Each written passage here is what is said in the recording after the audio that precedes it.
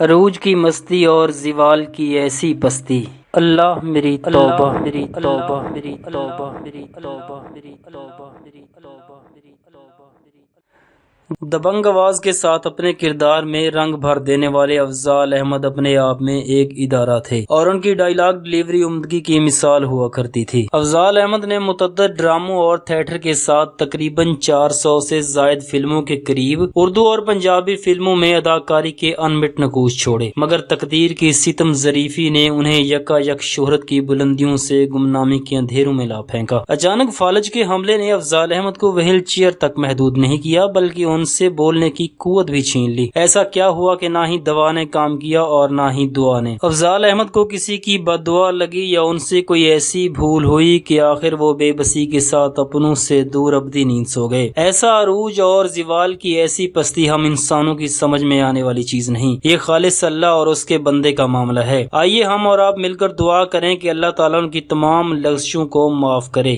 ان سے جو بھی بھول چوک ہوئی سرکار کائنات خاتم النبیین حضرت محمد صلی اللہ علیہ وآلہ وسلم کے واسطے معاف کرے اور انہیں کروٹ کروٹ راحت نصیب کرے۔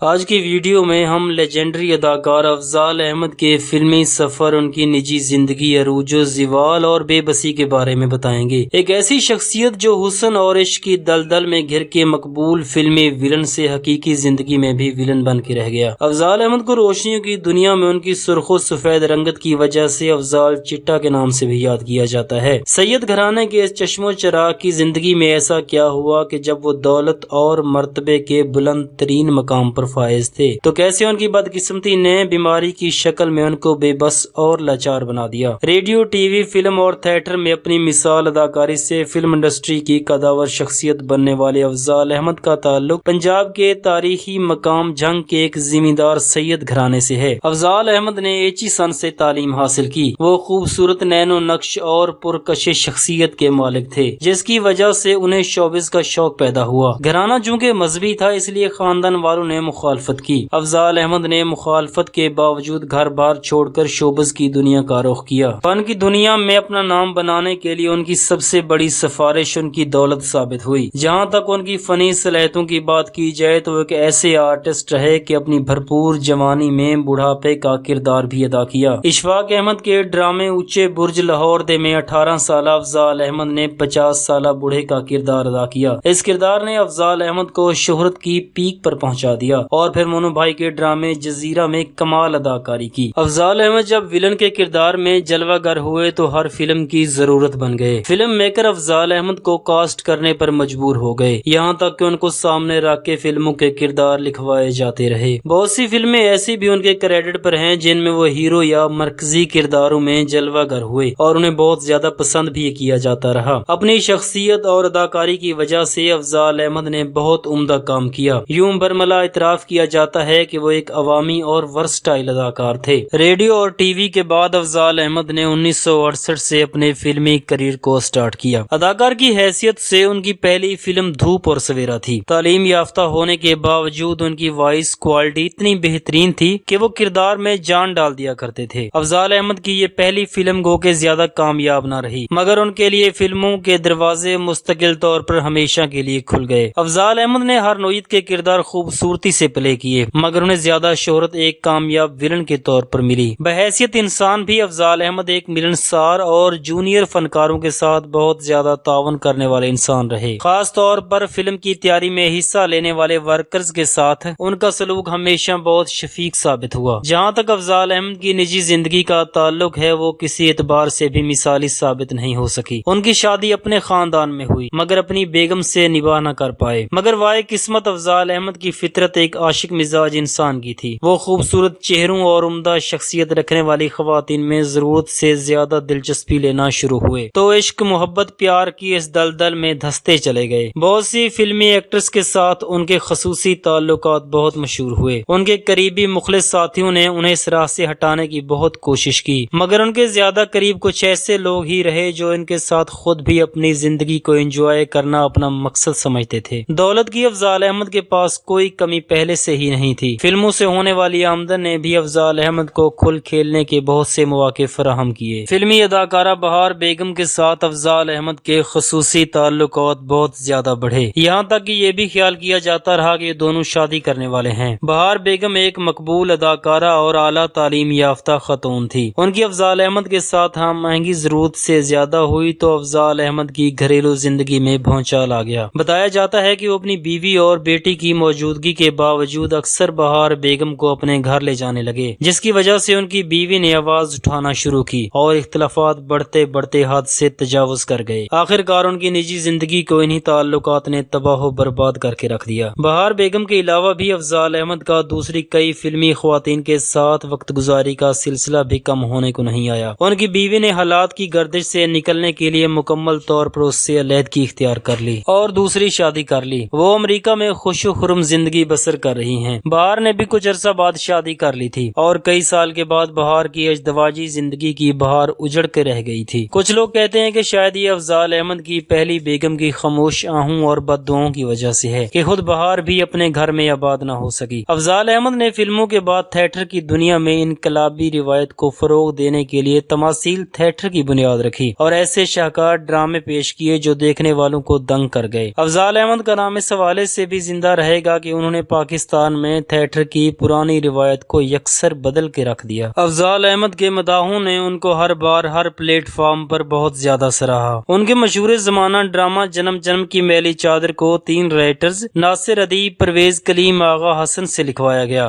جو بہت زیادہ مشہور ہوا۔ افضال احمد کی خواہش تھی کہ وہ پاکستان کی سٹیج کو عالمی مارکیٹ کے مقابلے میں لا کھڑا کریں، تاہم اچانک آنے والے برے وقت نے ان کے سبھی خوابوں کو چکنا چور کر